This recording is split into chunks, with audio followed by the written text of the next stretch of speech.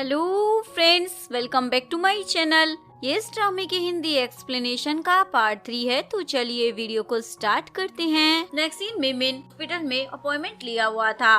Receptionist उसे एक envelope देती है, इसमें शाओ के भाई का फोटो होता है। वो देखकर मिन बहुत ज्यादा घबरा जाती है। सुमन भी उस पर नजर रखे हुए थी। भागी हुई डॉक्टर के पास आती है और उनसे पूछती है, क्या आपने मेरी पर्सनल इन्फॉर्मेशन किसी को बताई है? डॉक्टर ना बोल देता है। अभी वहाँ पर वी भी आ जाता है और पूछता है, तुम्हारा बेबी ठीक तो है ना? हाँ बोल देती है। सुमन इनका वीडियो बना रही होती है। सुमन ये वीडियो शाओ को लाकर दिखा देती है। उस वीडियो को देखकर शाओ समझ जाता है ये बेबी उसके डैड का नहीं है बल्कि वी का है। सुमन तो ये सुनकर ही शॉक हो जाती है। नेक्स्ट सीन में वी के केबिन में एक ऑडिटर आता है और उसे बोलता है, कंपनी में इन्वेस्टिगेशन हो रही है, इसीलिए हम सभी की वेल्थ चेक कर रहे हैं। वी बोलता है, तुम मेरे डॉक्यूमेंट्स को ऐसे ही चेक नहीं कर सकते, तुम्हें मालूम नहीं है क्या मैं तुम्हारा बॉस हूँ?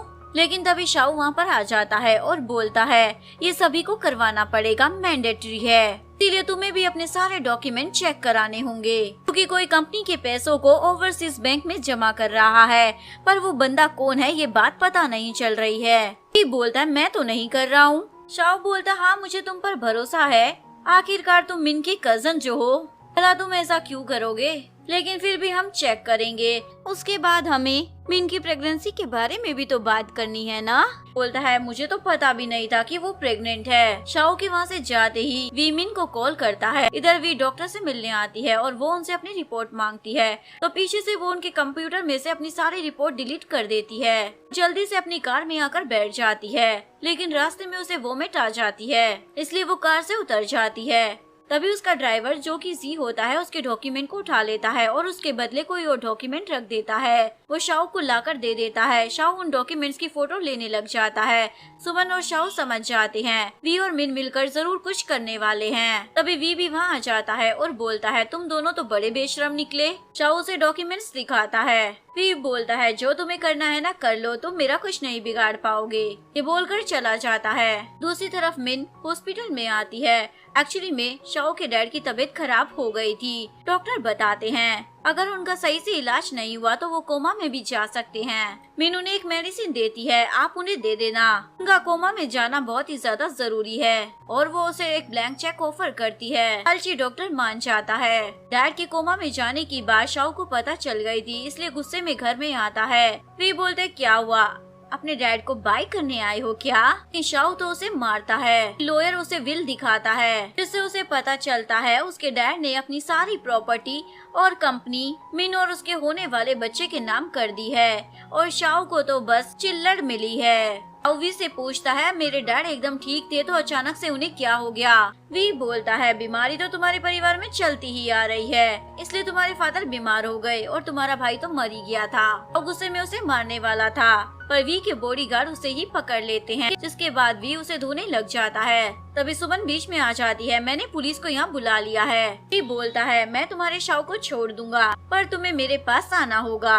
सुमन बोलती है, तुम जैसे आदमी के पास मैं क्या कोई भी लड़की वापस ना आए, और उसे ओरिजिनल डॉक्यूमेंट्स दिखाती है। वी बोलता है, अब इन डॉक्यूमेंट से कुछ भी फर्क नहीं पड़ने वाला। मिन बोलती है, सब कुछ मेरे होने वाले बच्चे के नाम है, अब तुम्हें कुछ नहीं मिलेगा। वन पूछती है, क्या तुमने पैसों के लिए ही शाओ के भाई को चीट किया था? उसके बाद हमें मिन की प्रेगनेंसी के बारे में भी तो बात करनी है ना? फ्लैशबैक में शाओ के भाई जियांग को दिखाया जाता है। उसका असिस्टेंट और कोई नहीं वी होता है।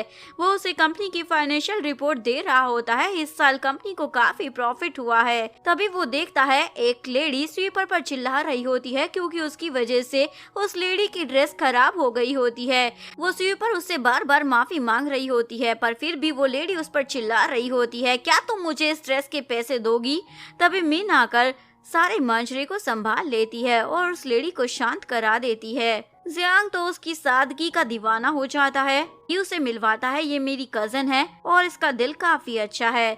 जियांग तो उस पर लट्टू ही हो जाता है, पर बाद में मिन उस लेडी को पैसे दे रही होती है, तुमने बहुत ही अच्छी एक्टिंग की है। यानी कि ये सारा प्लान था वी और मिन का, जियांग को अपने प्यार के जाल में फंसाकर उसकी सारी प्रॉपर्टी हड़पने का। जियांग तो उसका इतना दीवाना हो जाता है कि वो मिन के बारे में सब कुछ अपनी डायरी में नोट करने लग जाता है।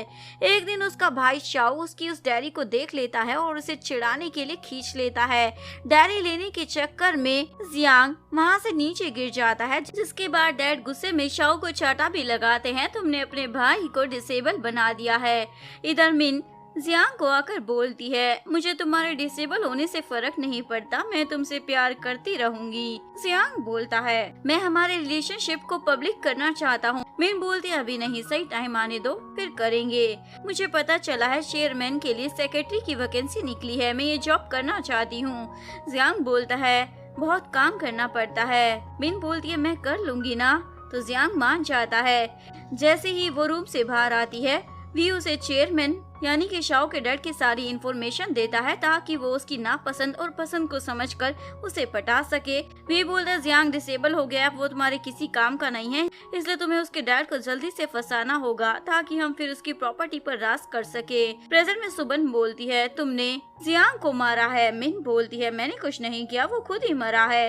पास में दिखाते हैं जैसे ही शाओ को मिन की शादी के बारे में पता चलता है कि वो उसी के डैड से शादी कर रही है, तो वो उस पर बड़ा गुस्सा करता है। पर मिन तो रोने का नाटक करने लग जाती है और उसे एक झूठी कहानी सुनाने लग जाती है। मैं तुम्हारे डैड के साथ एक कॉकटेल पार्टी में गई थी जहाँ पर उन्होंने बहुत ज्यादा पी ली थी, जिसके बाद उन्होंने मेरे साथ जबरदस्ती की। बाद में उन्होंने मुझसे बिना पूछे ही शादी की अनाउंसमेंट कर दी है। जियांग बोलता है, पर मैं तुम्हें अपनाने को तैयार हूँ। मिन बोलती है, पर मुझे माफ करना, मैं तुम्हारे साथ रहकर तुम्हें एम्बेरस नहीं करना चाहती हूँ। जिसके बाद जियांग मर जाता है। प्रेजेंट में शाओ बोलता है, तुमने मेरे भाई को मजबूर किया था वो फैसला लेने के लिए। वी बोलता, हमने तो हेल्प की है उसे उसके दुखों से मुक्त करने के लिए। शाओ बोलता है, यानी तुम मानते हो मेरे भाई की डेथ के पीछे तुम्हारा हाथ है। वी बोलता, हाँ बोलूंगा भी तो क्या बिगाड़ लोगे। तभी डैड वहाँ आ जाते हैं जो एकदम चकाचक होते हैं। वी और मिन के तो होश ही उड़ जाते हैं, ये बंदा तो कोमा में था, यहाँ ठीक ठाक क्या कर रहा है। पास में दिखाते हैं शाओ ने अपने डैड को पहले ही मिन और वी की सारी सच्चाई बता दी थी कि पहले वो उसके भाई जियांग को डेट कर रही थी, फिर आपको फंसा लिया प्रॉपर्टी पाने के लिए। और वो डॉक्टर जिसे वी ने पैसे देकर डैड को दवाई दी थी ताकि वो उसे कोमा में पहुंचा दे, वो भी डैड की साइड ही होता है। वो पैसे और दवाई डैड को लाकर दे देता है, ये आपकी वाइफ ने दिया है। डैड को बहुत ही बुरा लगता है, उसकी वाइफ एक नंबर की लालची है। जिसके बाद वो डॉक्टर वी और मिन को झूठ बोलता है, ये कोमा में चले गए हैं। तो वो दोनों तो हंसने लग जाते हैं, हमने इसे कितने प्यार से मार दिया, अब इसका सब कुछ हमारा होगा, इवन ये बच्चा भी इसका नहीं है। डॉक्टर ने ये सब कुछ रिकॉर्ड कर लिया था। प्रेजेंट में डैड वो सारी रिकॉर्डिंग सुनाते हैं। मिन तो माफी मांगने लग जाती है, मैं इतने सालों तक तुम्हारे साथ ही, मुझे माफ कर दो। लेकिन शाओ बोलता है, अब तुम दोनों का गेम खत्म हो गया। वी मिन को लेकर वहाँ से चला जाता है। उसके बाद दोनों को 11 साल की सजा हो जाती है शाओ को मारने के लिए। डैड बोलते हैं, मैं अच्छा डैड नहीं बन पाया, पर अब मैं कंपनी तुम्हें सौंपता हूँ, प्लीज तुम घर वापस आ जाओ ना। शाओ भी अपने डैड को हक कर लेता है। इधर जी का बर्थडे होता है, पर वो संगली का वेट कर रहा होता है, वो नहीं आती तो पीने लग जाता है। तभी संगली वहाँ पर आ जाती है। जी बोलता है, आज की रात काफी लकी है। संगली बोलती है, तुम्हें मालूम था ना मैं आऊंगी। वो बोलता है, मुझे तो कोई आइडिया भी नहीं था, पर आज पूरी रात इंतजार करने का प्लान था मेरा। संगली तो स्माइल करने लग जाती है, यानी उसने उसके प्यार को एक्सेप्ट कर लिया था। इधर शाओ और सुमन का तो प्यार मोहब्बत चल रही होती है। नेक्स्ट मॉर्निंग सुमन ब्रेकफास्ट बना रही होती है। शाओ पीछे से आकर उसे हक कर लेता है, इतना ज्यादा काम क्यों कर रही हो सुबह सुबह उठकर। सुमन बोलती है, हर रोज तुम मेरे लिए ब्रेकफास्ट बनाते हो, तो आज मैं बना रही हूँ। शाओ बोलता है, आज मैं पूरा दिन तुम्हारे साथ घूमना चाहता हूँ। जिसके बाद दोनों डेट पर जाते हैं।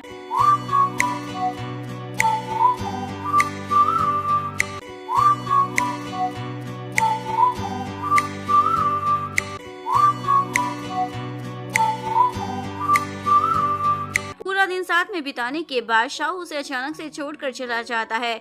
जैसे ही सुमन को इस बात का एहसास होता है तो उसे संगली का कॉल आ जाता है, शाओ यहाँ पर है, जल्दी से आओ। इधर शाओ ने तो पूरा इंतजाम कर रखा होता है सुमन को प्रपोज करने का। जैसे ही सुमन वहाँ आ जाती, शाओ को फूलों के साथ देखकर शॉक हो जाती है। शाओ बोलता है, तुम मेरी जिंदगी में लाइट की तरह हो। जब भी मैं खुद को मजबूर और टूटा हुआ समझता हूँ, तुम मेरी लाइफ में लाइट का काम करती हो। तुमने मेरी लाइफ को बहुत ज्यादा कलरफुल बना दिया है। ये जन्म मैं तुम्हारे साथ बिताना चाहता हूँ। क्या तुम मुझसे शादी करोगी?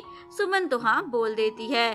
शाओ भी उसे रिंग पहना देता है, जिसके बाद दोनों किस करते हैं और उन दोनों के दोस्त भी उनके लिए काफी खुश होते हैं। यहीं पर इस ब्यूटीफुल सी लव स्टोरी का डी एंड हो जाता है। अगर आपको वीडियो अच्छी लगी हो तो प्लीज वीडियो को लाइक करें, चैनल को सब्सक्राइब करें, न्यू अपडेट्स के लिए बेल आइकन का बटन प्रेस करें। मिलते हैं नेक्स्ट वीडियो के साथ, तब तक के लिए सारांगे, बाय बाय।